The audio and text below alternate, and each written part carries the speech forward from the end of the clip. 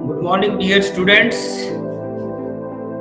Next video में आज हम चेंज इन वर्ड्स, आपको बताया था जब हम डायरेक्ट नरेशन को इनडायरेक्ट नरेशन में चेंज करते हैं तो कुछ वर्ड्स होते हैं जिनको भी हम रिपोर्टेड स्पीच में आए उन वर्ड्स को भी हम बदलते हैं।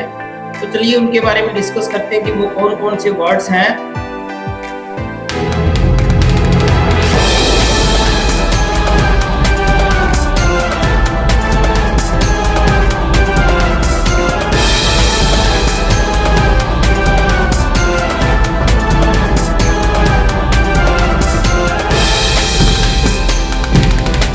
सबसे पहले है जैसे आपका है डायरेक्ट स्पीच में आपको यदि दिस मिलता है तो उसको हम दैट में चेंज करेंगे, 10 मिलता है तो सो में चेंज करेंगे, एगो मिलता है तो बिफोर में चेंज करेंगे, जस्ट मिलता है देन में चेंज करेंगे, नाउ मिलता है देन में चेंज करेंगे, देयर मिलता है देर में चेंज करेंगे। तो यदि ये डायरेक्ट स्पीच के अंदर हमें मिलते हैं रिपोर्टेड स्पीच के अंदर तो इनको हम इनडायरेक्ट स्पीच में बदलते समय इन शब्दों को इनके अंदर हम अवश्य ही बदलेंगे।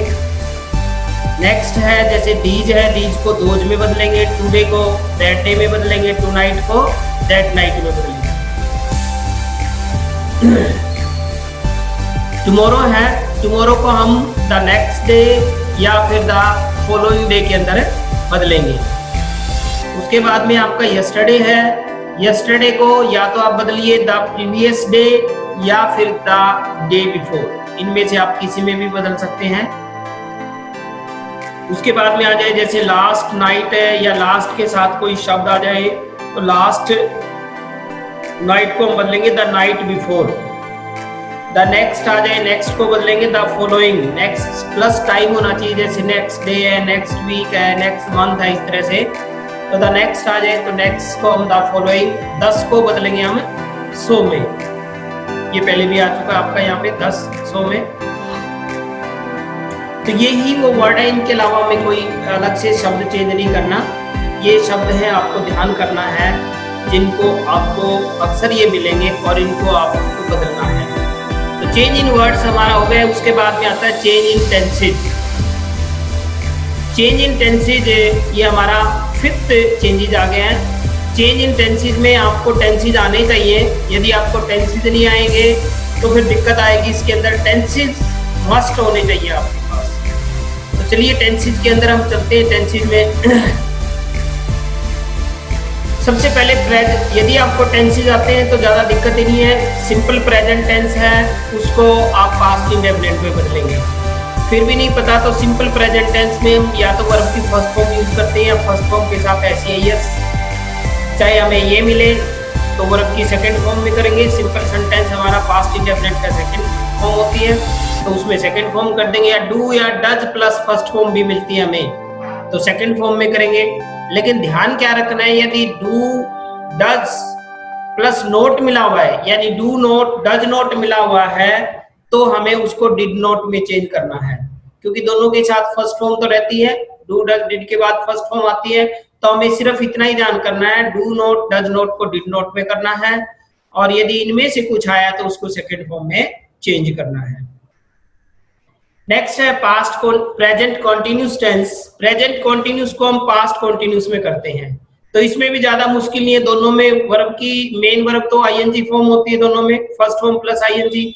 तो जो हेल्पिंग वर्ब है वो बदलनी है हमें, सिर्फ इज एम आर आ जाए तो उसको किस में चेंज कर देना, हमें वॉज वर्ब के अंदर चेंज कर देना है।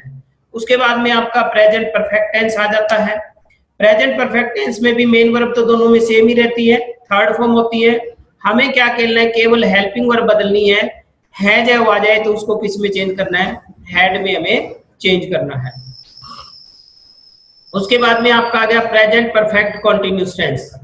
तो प्रेजेंट परफेक्ट कॉन्टिन्यूस टेंस को हम किस में करेंगे, पास्ट परफेक्ट कॉन्टिन्यूस टेंस में।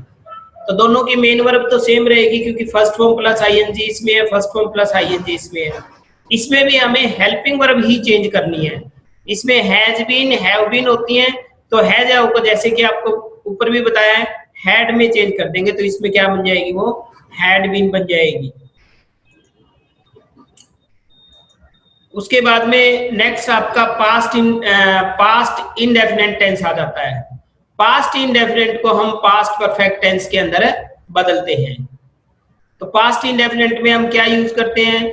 पास्ट इंडेफिनिट में हमारे पास या तो डिड प्लस वर्ब की फर्स्ट फॉर्म होती है या फिर हमें वर्ब की सेकंड फॉर्म मिलती है।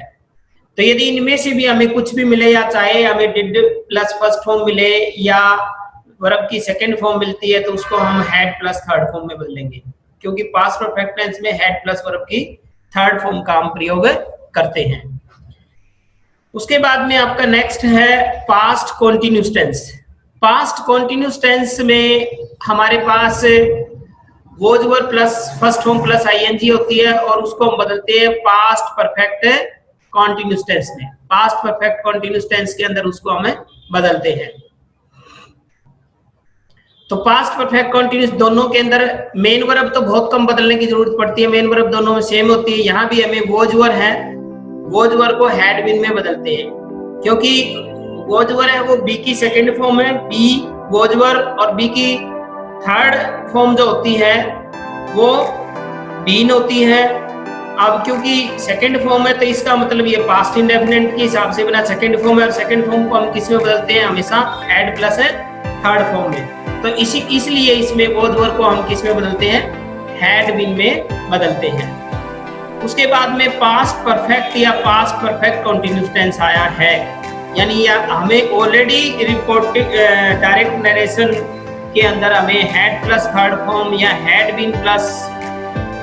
बीन मिला हुआ है, तो वो नो चेंज रहेगा, उसको हम नहीं बदलते।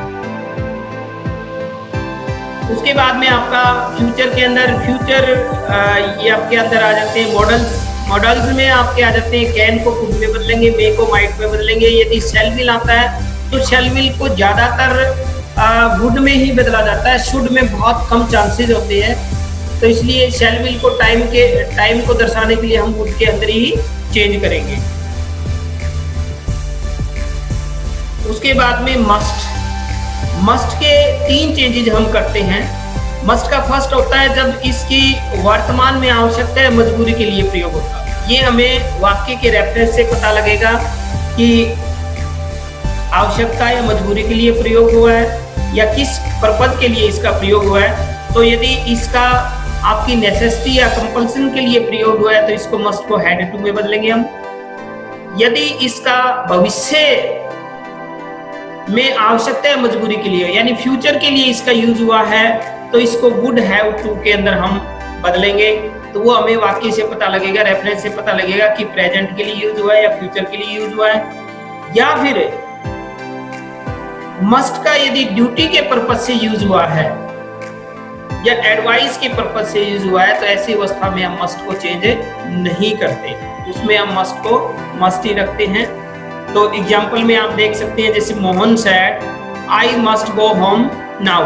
तो इसमें हमें यहाँ से पता लगता है कि मोहन ने कहा मस्ट गो होम नाउ, यानी प्रेजेंट में इसका यूज हुआ है कि मुझे घर जाना पड़ेगा। तो इसमें हम मस्ट को हैड टू के अंदर चेंज करेंगे। Mohan said that he had to, must को हमने हैड टू में करते हैं, he had to go home then, और टू के बाद हमेशा फर्स्ट फॉर्म होती है, ये ध्यान रखना है। Ram said to me I must meet your cousin tomorrow। तो यहाँ tomorrow से हमें पता लगा है कि यहाँ पे सेंटेंस भविष्य के लिए यूज हुआ है, तो इसका मतलब मस्ट का भी यूज फ्यूचर के लिए हुआ है। तो यहाँ हमने मस्ट को किस में बदलना है? वुड हैव टू में। Ram told me that he, must को हमने बदल दिया would have to meet my cousin the next day. तो इस तरह से इसका है। इसी तरह से हमें नीड का ध्यान रखना है। नीड का प्रयोग भी यदि इसका प्रयोग वर्तमान के लिए हुआ है, वर्तमान के लिए है, तो इसको किस में चेंज करेंगे? हम हैव टू के अंदर हम चेंज करेंगे इसको, ठीक है। और यदि इसका प्रयोग भविष्य के लिए हुआ है, भविष्य के लिए इसका यूज हुआ है, तो इसको हम किस में चेंज करेंगे? वुड हैव टू के अंदर। भविष्य के लिए इसका यूज हुआ है तो इसको हम वुड हैव टू में, वुड हैव टू के लिए इसका यूज करेंगे। तो ये आपको लर्न करना है। जैसे एग्जांपल देख सकते हैं, the old man said you needn't go. तो यहाँ पर ओल्ड मैन सेड दैट, यहाँ पर हमने यू नीडंट गो, तो इसको हमने चेंज किस में किया है, क्योंकि ये नेगेटिव वाक्य था और सिंपल प्रेजेंट टेंस का था, फर्स्ट फॉर्म थी, तो पास्ट इंडेफिनिट का नेगेटिव बनाएंगे तो डिड नॉट हमारा आएगा इसमें, क्योंकि पास्ट इंडेफिनिट के में यदि नेगेटिव बनाते हैं तो डिड हेल्पिंग वर्ब लगानी पड़ेगी। तो डिडंट और फिर नीड को हमने किस में बदल दिया, हैव टू के अंदर, हैव टू गो। इसी तरह से he said to me you needn't meet me next week. Next week से हमें पता है कि भी यहाँ फ्यूचर के लिए वाक्य का यूज हुआ है, तो नीड का प्रयोग भी फ्यूचर के लिए हुआ है, इसलिए इसमें हमने वुड, क्योंकि नेगेटिव बनाना है तो वुड के साथ नॉट लगाना पड़ेगा। नीडेंट को हमने किस में बदल दिया, वुड नॉट हैव टू।